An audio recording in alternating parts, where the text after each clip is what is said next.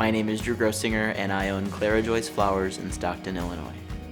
Clara Joyce Flowers is a 5-acre cut flower farm located in the rolling hills of Davis County.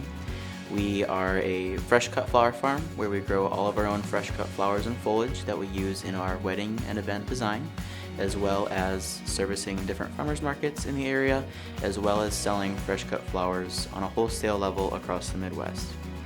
Clara Joyce Flowers is an interesting name, and we get this question a lot.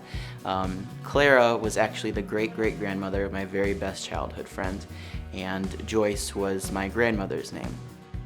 My family has lived in Davis County since the 1860s, and we've been involved in some facet of agriculture for every generation. A lot of what I know now I can attribute to several different people in my life, and one of those would be my great-grandmother Lillian.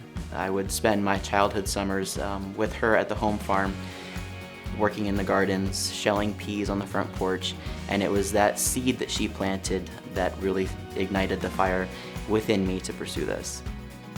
I can remember coming here as a child and exploring the fields and grounds with my grandfather, and now having a business here, it's all come full circle.